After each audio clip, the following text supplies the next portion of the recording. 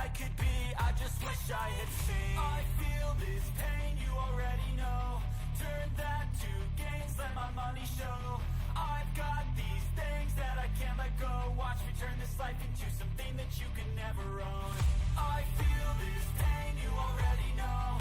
Turn that to gains, let my money show.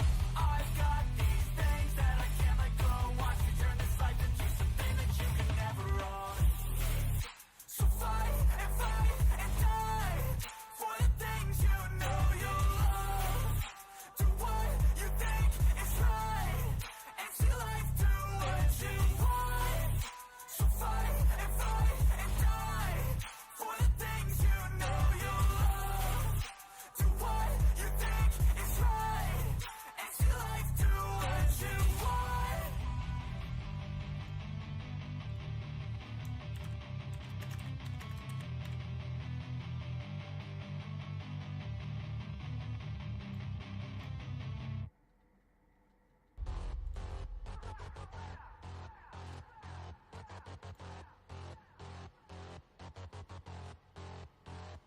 Till I collapse, I'll be moving too fast. Got my foot up on the gas, full throttle till I crash. I'm back with a vengeance. You gon' see me end this. I will be ascending. I don't ever slack.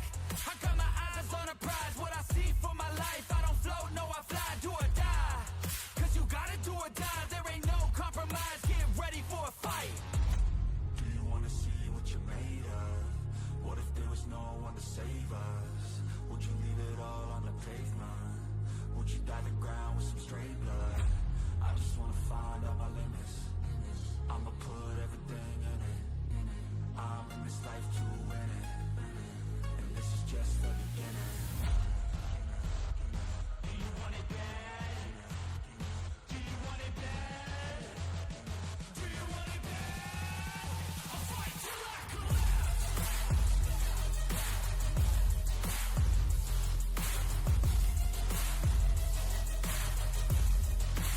I'll fight till I collapse.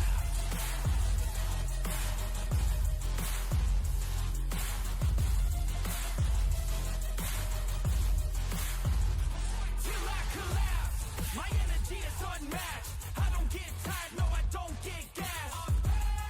Still working to surpass. Everybody getting past on my way up fast. So watch out for me now. Everybody in the town will be looking at my crown. I got my knuckles all wrapped. Blood drips from the scabs, bloody fists from the jabs. Do you wanna see what you're made of? What if there was no one to save us? Would you leave it all on the pavement? Would you dye the ground with some straight blood? I just wanna find all my limits. I'ma put everything in it. I'm in this life to win it. And this is just the beginning. Do you want it bad? Do you want it bad? Do you want it bad? I'll fight till I collapse.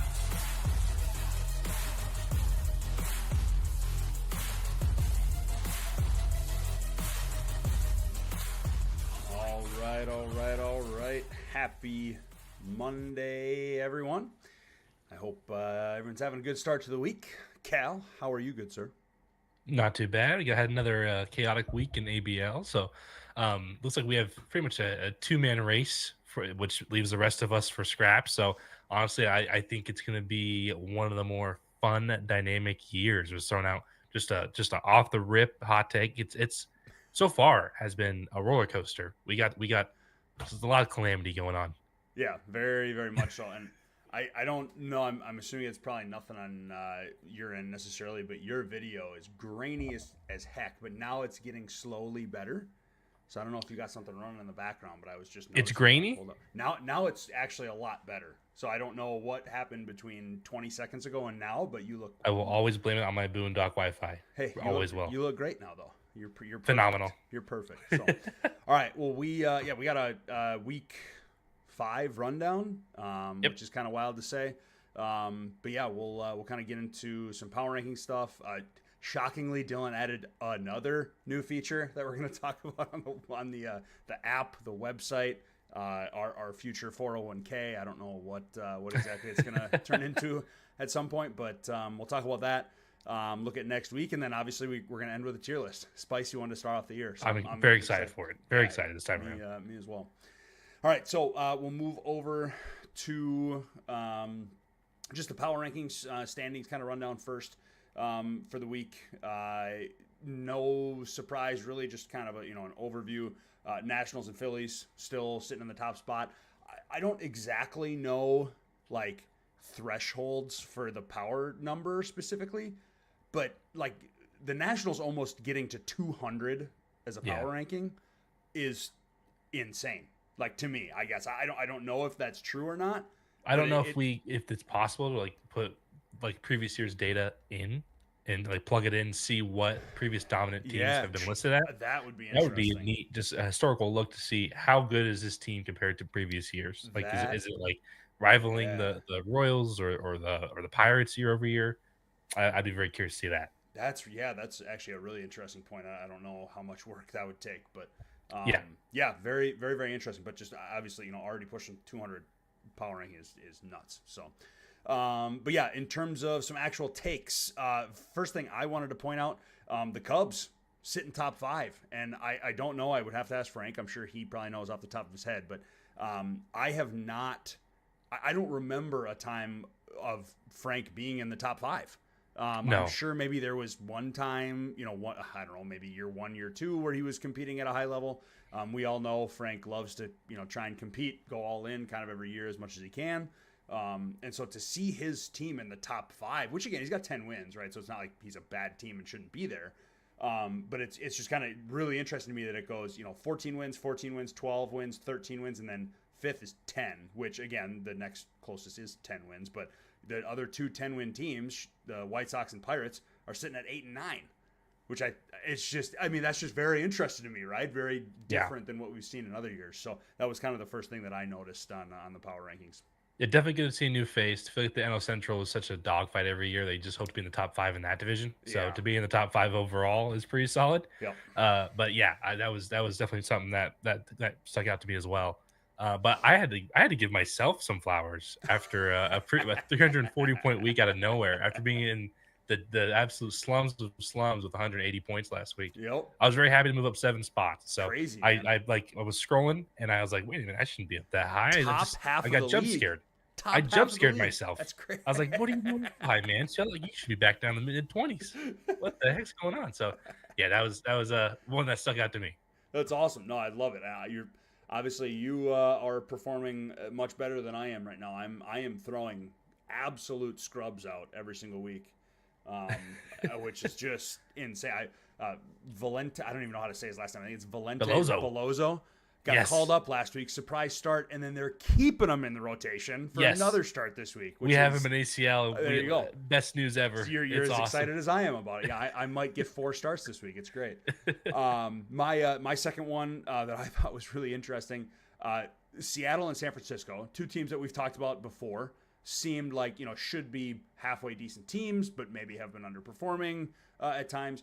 Both of them are 20 plus in the rankings. So Seattle's 21, San Francisco's 24, but they both have a greater than 500 record. They're both 8 and 7, and they are both winning or tied for winning their divisions, which is I thought was insane. You have 2 teams in the bottom half, again over 500 and winning their divisions is incredible to me.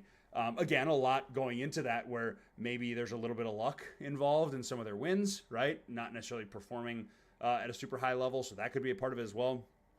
Looking at the little hot-cold indicators too, just showing that they're kind of balanced, which means they've kind of gone about 500, for the past few weeks. So it's not like things are really, going up and down, like they had a really bad week and then a really good week or something like that. It's kind of status quo. So just kind of interesting to see that as well. Yeah, for me, we were kind of ranting and raving about the White Sox being in the top 3 last week. Kind of a little bit of a fall from grace this week. They had 213 points, not where you want to be when you're on the podium last week. Nope. So a little bit. Easy 0-3 week for them. Major snag on the to go on the road to the World Series here. What we're hoping for out of this White Sox team is like they came out with that really hot start, looked great. But yeah, this week is kind of a punch in the gut. Hopefully they can rebound from that. But yeah, that was a shocker. Yeah, I agree. I guess selfishly hoping that obviously Tom continues to do well, just to prop up the AL Central. John and Brendan are up there too, so we got plenty of representatives, but would love to see a new name, right? New face up there in the top. So hopefully he can rebound this week. I mean, based on what we're seeing, the AL representatives come out of the Central. I mean, it's just like it's just the AL Central's game. It looks like. Yeah, so. I mean, in terms of what we're looking at, even from a power ranking perspective, right? Outside of just the A's, outside of Dylan and the A's, just making it into the top 10. Yeah, it's only AL Central teams. So. My last one, and I know this has kind of been talked about a couple of different times in chat specifically, but Matt's luck with his Mets team this year. He's just been really unlucky. He's number 6 in points scored, I believe it was, but he's 6-9, and 3 of those wins came in week 1. So he only has 3 wins in the past 4 weeks, which is again kind of crazy for the 6th highest scoring team. You would at minimum think that he'd be above 500. So I don't think the Mets have had a bad week. Oh my gosh, I think they've been one of the more consistent teams. So very odd. I looked at all of their matchups, and I think they only had a couple of matchups where they lost by maybe 30 or 40 points, and it was because they played like one of the top 2 teams that week. Yeah, you're right. So just someone who scored a ton of points that week for whatever reason. But yeah, so really interesting for me. But that was the last thing that I kind of looked at. Yeah, to piggyback off the unlucky factor, we have one of our most unlucky owners, it seems, with Allen. Finally had a solid rebound week because we brought up that I think he had failed a 0-3, or at least he had 2 close matchups that he did not get favored in.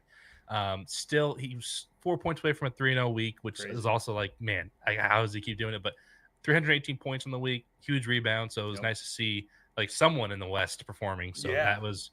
Yeah, just now we're just lumping all West teams together. It's not ALNL, it's just West.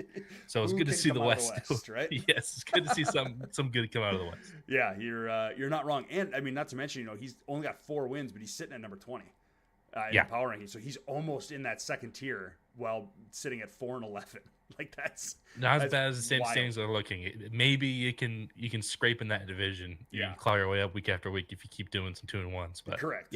And I'm sure he will. He's got a halfway decent team this year, and who knows what he'll do. At the deadline certainly could be. Could be something he does there too.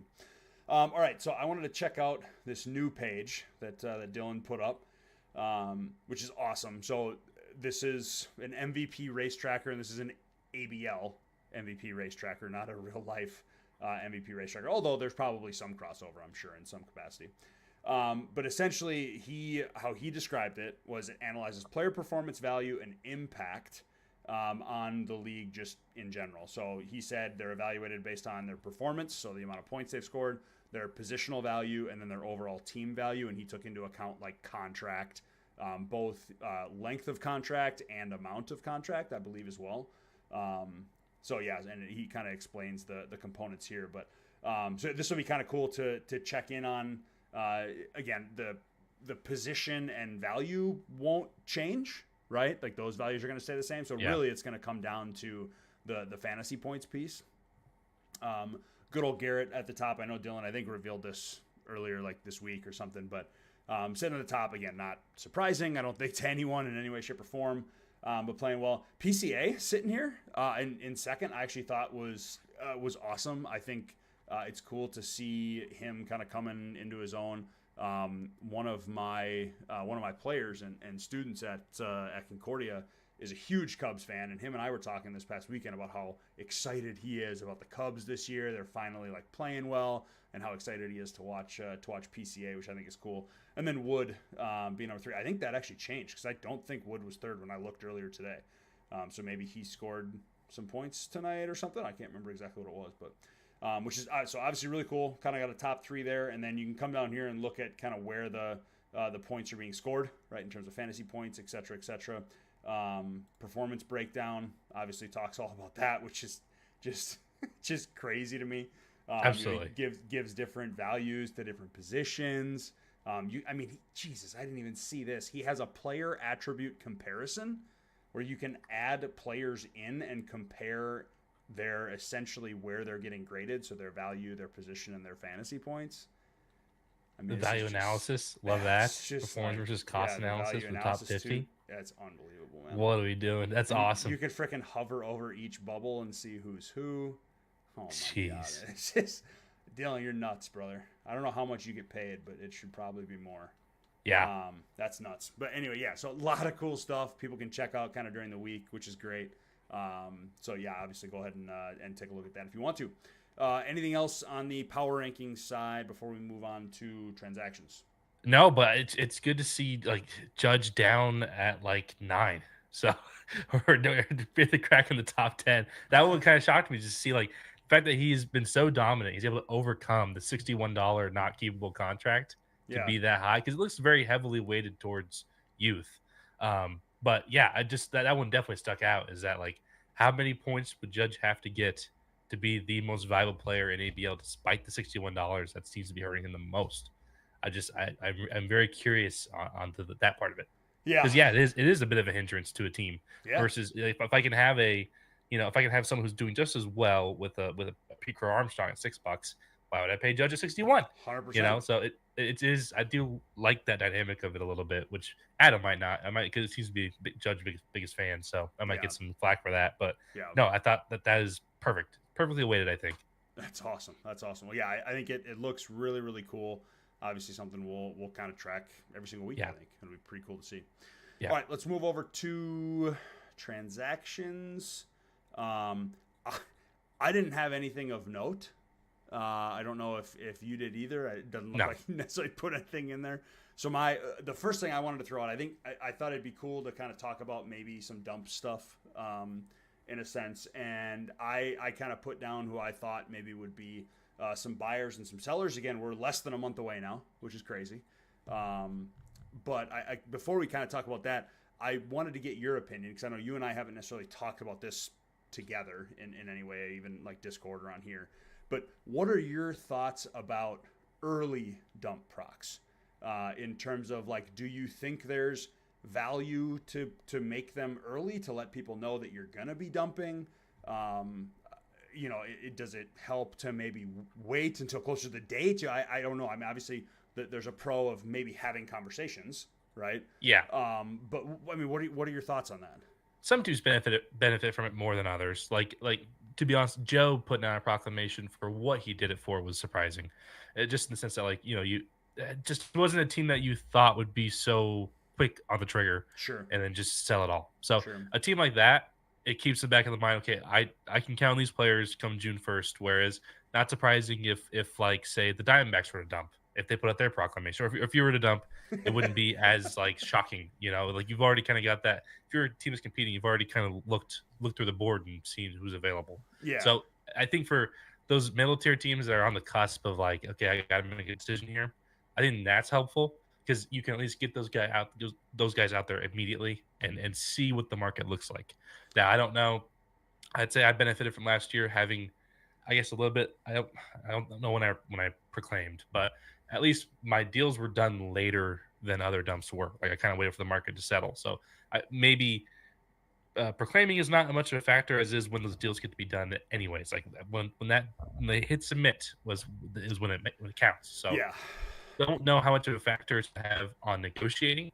I think the teams that are already wanting to buy are going to be negotiating anyways. I don't think they're going to need a proclamation to do it. Sure.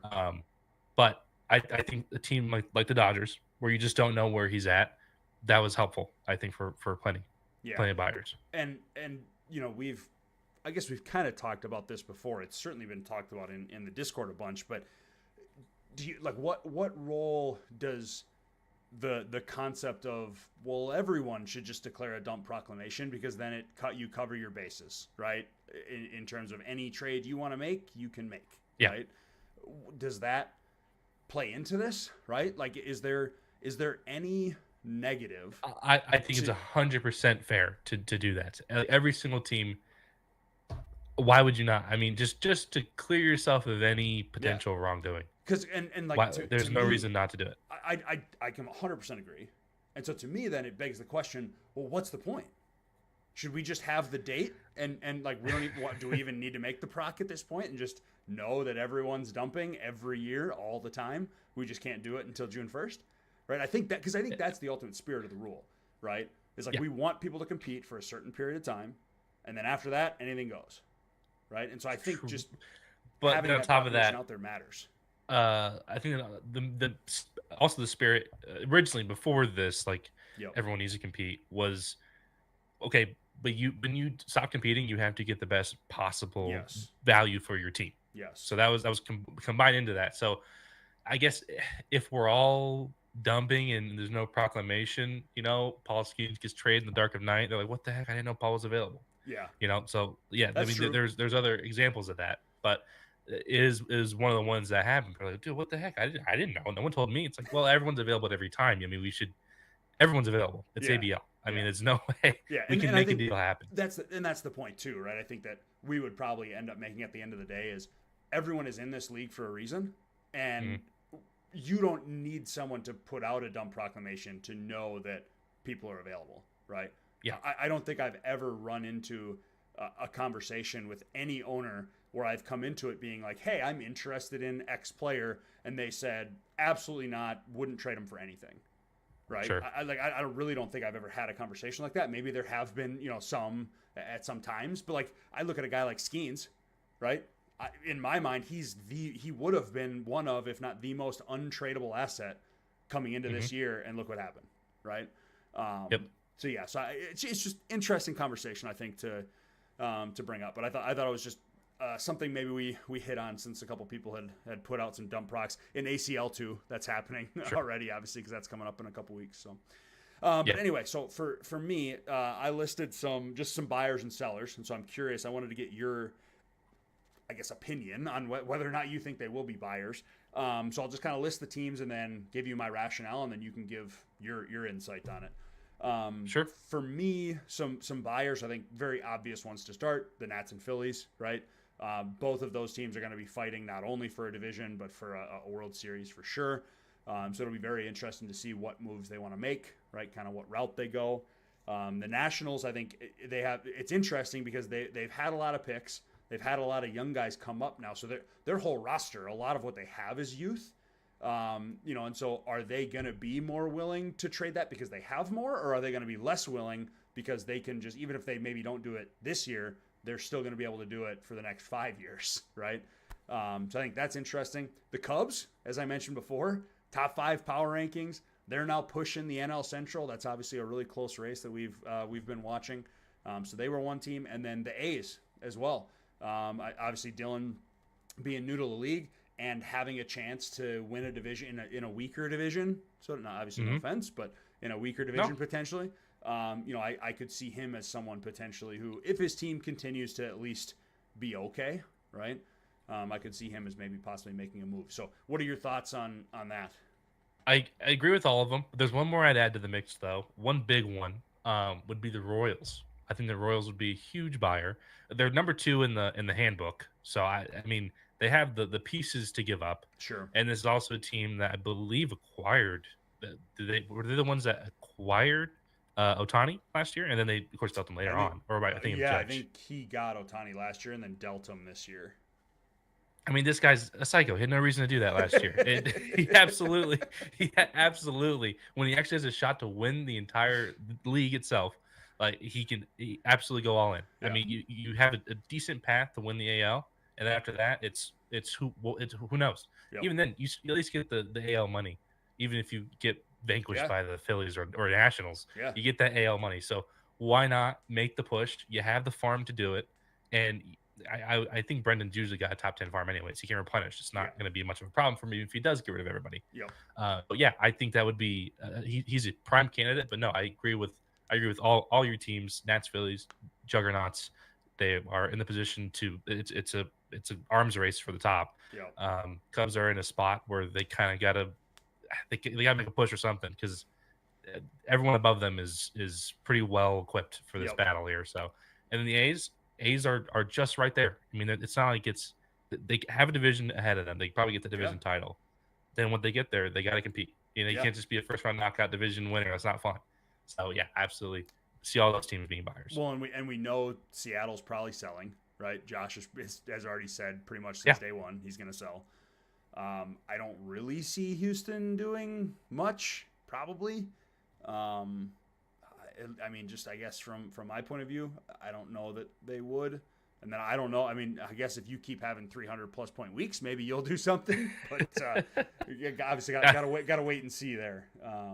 Yes, but very much wait and see. Should be an interesting division. And now my sellers.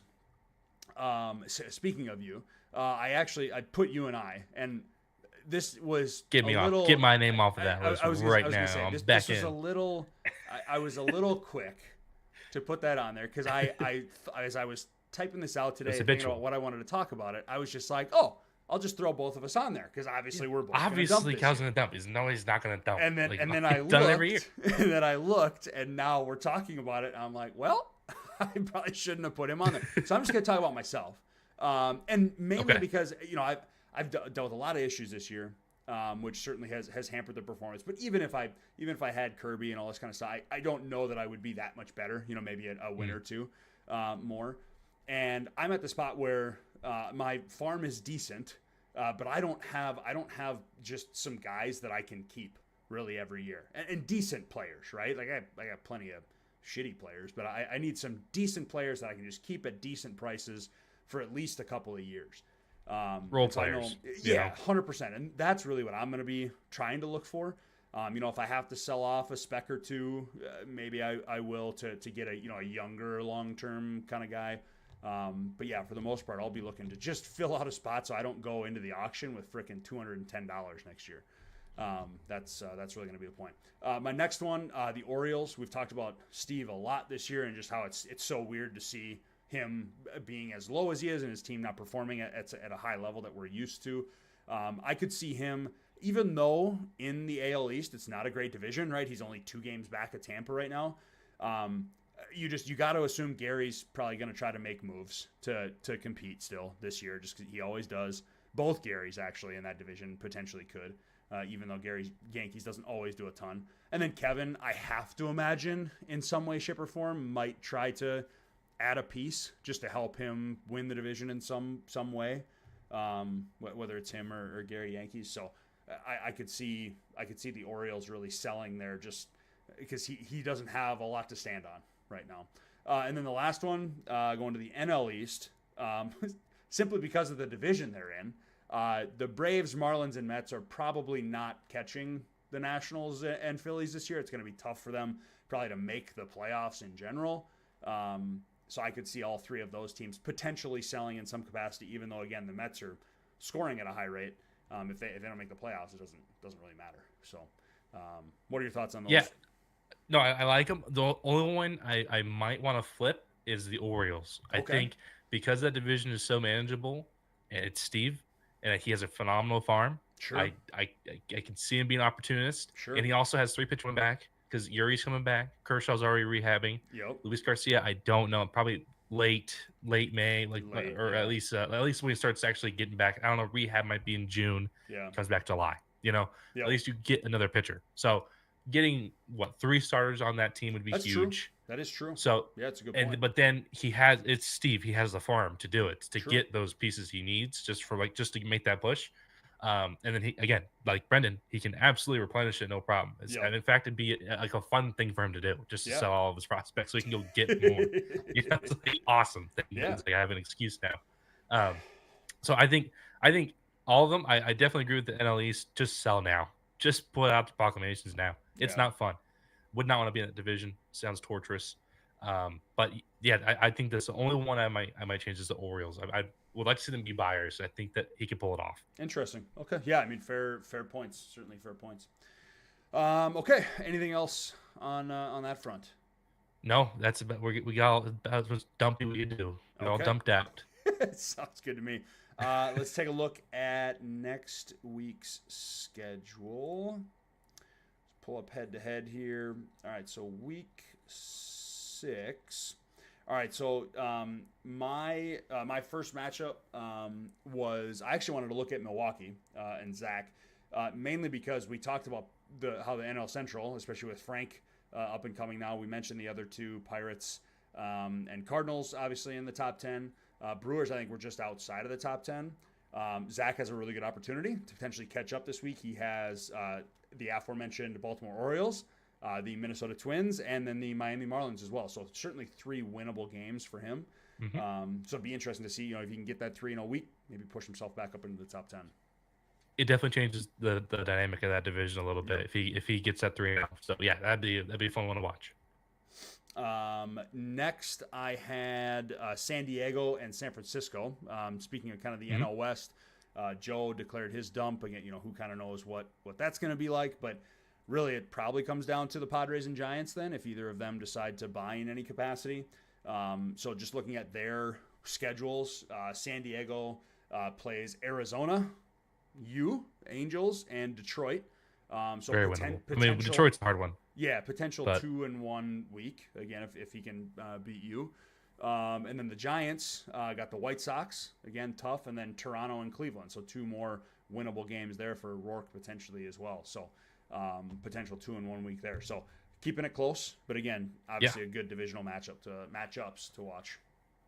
Yeah, and I got divisionals. Those are my big 2 are divisional matchups. We're going a little higher up the hierarchy here. We got Royals versus White Sox, though. Love it. A nice AL Central bout.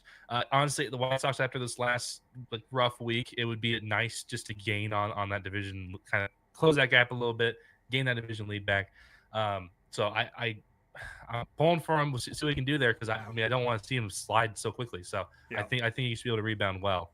And then we have an AL West showdown I'm excited about as well. So this, I don't know who else are really playing. I didn't look into it that deeply, but it's going to be Mariners versus A's. Yeah.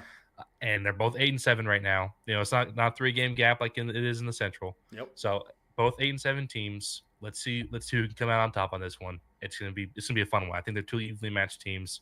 I think we'll see how it goes because they seem to be very fluctuating. Josh has been kind of consistently there. He hasn't had an atrocious week. Yeah. He's been kind of milling around in the mid 200s, and Dylan's fluctuated. I feel like a little bit. He's had some really great weeks, some really bummer weeks. So, be curious to see if Josh can remain consistent. If Dylan, kind of slacks off a bit, are we looking at a different I don't know how possibly going to happen, but an AL West led by the Mariners, which is sickening. Kind of crazy. It'd be kind of crazy to think. But going back to Kansas City too, Brendan also has the Nationals, so he's got 2 huge matchups this week, which will be fun to watch as well. So, all right. Anything else for this week then? No, that wraps it up. Let's move on. Let's get into it. This amazing tier list. All righty, so I will let you explain. Again, I haven't looked at a single thing, so I will just sit back and watch. Even better. Okay, so we have our first tier. I don't see is it loaded up. Yep, you're good. Okay, we have our conclave tier. As we know, rest in peace, Mr. Francis. But this is basically we need to pick a new leader here. I don't know if it's going to be the Pirates again, or if it's going to be because we're going to have someone new. Right now, the Cardinals have to be in it because it is a conclave, but we have our top 5 of Phillies and Nationals. I was going to put them in the league of their own, but it just felt unfair to leave out these other teams that I think warrant some type of World Series winning caliber teams. So this is our top 5. We'll see how it plays out. Love it. Only one. I had to put an AL candidate. I was going to leave the Royals out of it entirely almost, but we had to throw in an AL candidate just for fairness. Yep. Love it. Love it. We go into our next tier, our Tanya Harding tier. The teams that are good teams, they're good teams, but they need something horrible to happen to the teams ahead of them just to have a shot. So that means sabotage, fine, great. So be it. But something has to happen to the teams ahead of them for any shot at the crown. So love it. We go into our third tier. This is a very volatile tier. This is a tier I would not invest in. Any of these teams could do anything. It's very like crypto, like the crypto market's very up and down. You don't know what you're getting each and every week. Could be having high of highs, lows of lows. Never know. Love it. And we go into our next tier. This was just going to be called the Wild West tier. Then I realized the AL West spells out asshat as it currently is stacked right now. Oh, if you look at it spells it out right for you. Wild. So nobody win a game from here on out. We just need to keep the asshat division alive. That's great. But I threw in the rest of the West too because they all suck. We just all suck. We're horrible. So we're throwing them in. That's right. And then finally, I was gonna say in the asshat tier, you have in the NL West, you also have ass. So I didn't even. There's so much ass going around. I can't keep up. It's just too much. It's too much. But and then we have our final tier. We have our El Salvador tier. These are going to the shower, and we'll never see these teams again. We can write off a 2025 for them. We'll just see you next year. Maybe not, but we'll just write this year off from here on out. I could deport everyone on my team right now, and I'd be all right with that. Get them the hell out of here. Just give me a clean I slate. put my own dad in El Salvador. That's how ruthless I am about this. That's I said, crazy. get the hell out of here. That is crazy. I love it, man. That's good stuff. All right. Well, anything else you want to add for the week? No, I mean, listen, guys, we're close to the dump already. I mean, the next time I do this, we're gonna be in a new dump society. We're gonna have a so dump let's tier get list. those proclamations ready. Yeah, by the next tier list, we're gonna be in a dump universe. So we gotta hit the ground running here. Get some proclamations out. Let's go. Let's get this fired up. Let's see who's selling. Let's see who's buying. And I'm excited for it. I'm selling. I'm fired out right here. Yeah, 100%. I'm honestly, this week I'm buying. Next week probably selling. Yep. So totally. And this week I'm not going to say I'm buying. I'm just saying mentally I'm buying. Yes. But I'm going to be selling next week. Book it right now. 100% selling next week. Love it. All righty. Well, thanks everyone for watching. Appreciate it. Hope everyone has a great rest of the week, and we will talk to y'all later. See you. Peace.